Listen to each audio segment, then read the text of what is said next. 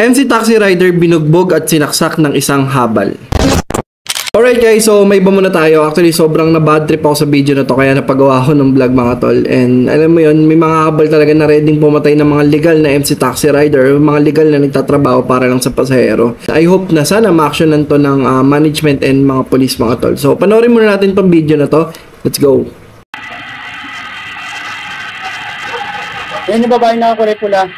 Tinatanong. Yan ang kapit ko sa'yo.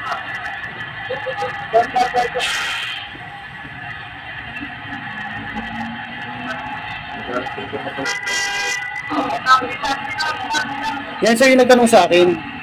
Yung babae. Nakapula. Opo. Ayun, hindi siya. Inisip niya.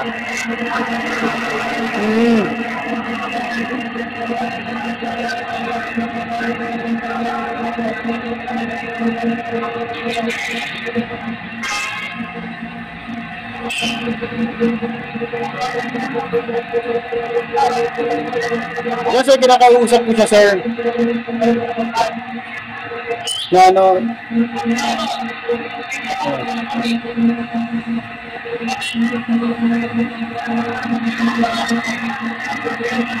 binigay ko yun sa ano sir, sa mga nag-ahabal kasi sinuro ko siya, kaya nga siya lumapit eh. Ayun sir ako, kasi sinasabi ko binibigay na namin sa iyo ah. Kasi yan, lalapit yan dito, alam ko eh, lalapit siya eh. Yan po, lumapit nga po yung customer, di ba po? Ayan. Kasi ano ko siya. Okay mga tol, actually, yan, ang nangyari kasi parang yung babae, yung nakapula, nagtanong muna dun sa joyride, dun sa legal na joyride na MC Taxi. And parang, yun na, nag-usap. Tapos parang si Joyride naman is tinuro sa habal. Parang respeto na rin nga naman. And si habal parang, ewan ko, feeling ko init na init siya dun eh. Yung habal, init na init na dun sa Joyride. Dahil nga may nakatambay dun na Joyride. And feeling ko may mga sinasabi na rin si habal dun. So, ayun. Ang nangyari is binigay naman ni Joyride kay habal. So, panoorin natin to. Sabi ko, Pops, meron pa kayong papakor?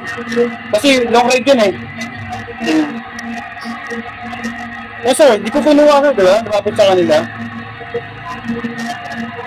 Yes sir, kinakausap na po. Tinatanong niya yung address ko saan.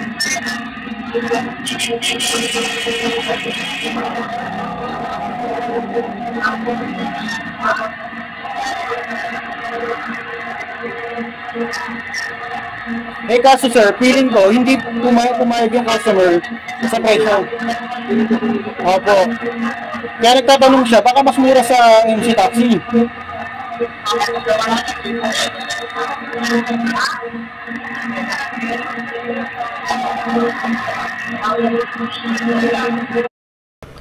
So, ayun mga tol, bali ang nangyari ay parang nag-usap sila nung habal tsaka nung customer. Tapos parang hindi nagustuhan yung presyo ng customer. Gawa nga ng, actually may mga habal kasi na sobrang taas talaga maningil. And in my experience sa MC Taxi mga tol, may mga habal talaga na pag nakatambay ka, parang ang sama-sama ng tingin sa'yo. Kumaga parang, alam mo yun, hindi ganun welcoming yung mga ambience sila. Kumaga parang pinapaalis ka nila sa tingin pa lang.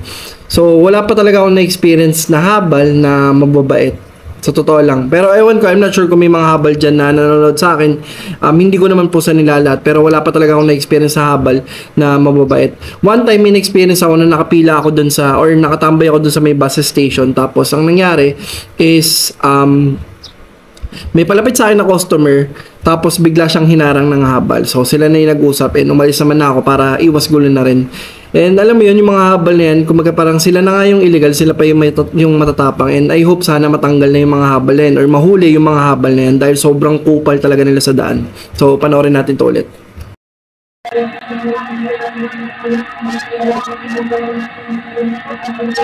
Eh, tumalikod na yung customer. Ibig sabihin, hindi siya naging interesado. Pero sir, hindi namin na siya kinakausap. Kasi po sabihin na malapit, hindi ko na siya kinukuha. Ibig sabihin, wala na kasi ayaw namin makipag-away kasi alam namin magagalit sila eh.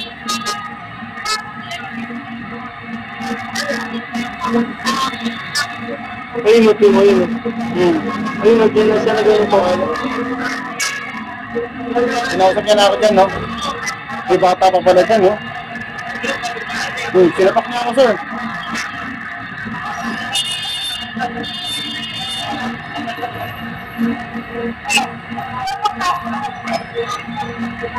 Kaya naglabasan siya ng kutsilyo dyan.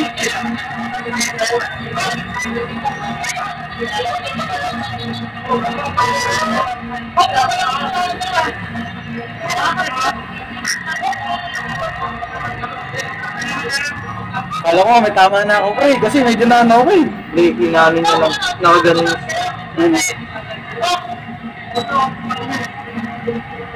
Paano makuha yung plate number ng motor niya, sir?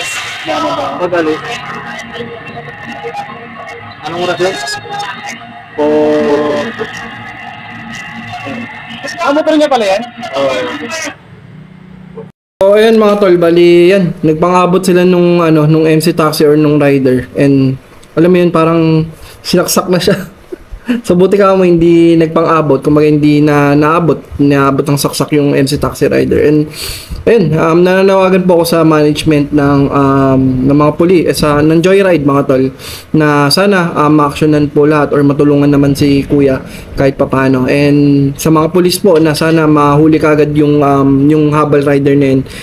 And sana magkaroon ng batas no na pinagbabawal na lahat ng habal sa daan, kasi sobrang perwisyo talaga sila sa mga nagtatrabaho ng maayos or sa mga nagtatrabaho ng legal.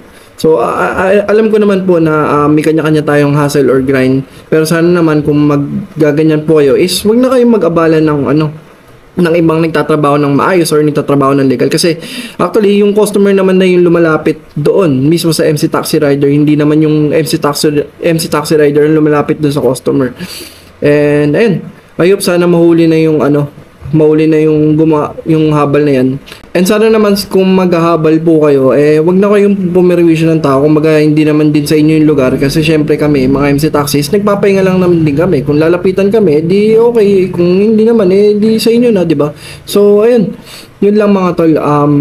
Kumbaga parang respetuhan na lang din sa kalsada, yun lang naman yung sa akin. And yun, I hope sana mahuli na yung habal na yun. Parang pwedeng ikaso dun, frustrated murder, tama ba mga tol? Comment down below. So ayun, maraming salamat kung nakabot ka man dito, and don't forget to comment, like, and subscribe kung nagustuhan mo yung mga gantong content. And titignan ko kung makakatulong ako dun kay kuya na sana mahuli, ipopost natin yan. And nananawagan pala ako kay Louis Solisa para dun sa dun sa jacket niya, kasi siya yung nanalo. And actually until now hindi pa siya nag-PPM. So ayun, comment down below mga tol kung ano yung comments ninyo dito sa ating video dun sa MC Taxi Rider, and I hope na sana ma-action na agad ito. So ayun lang, maraming salamat, and this is Ship Vlogs. See you next vlog. Peace out.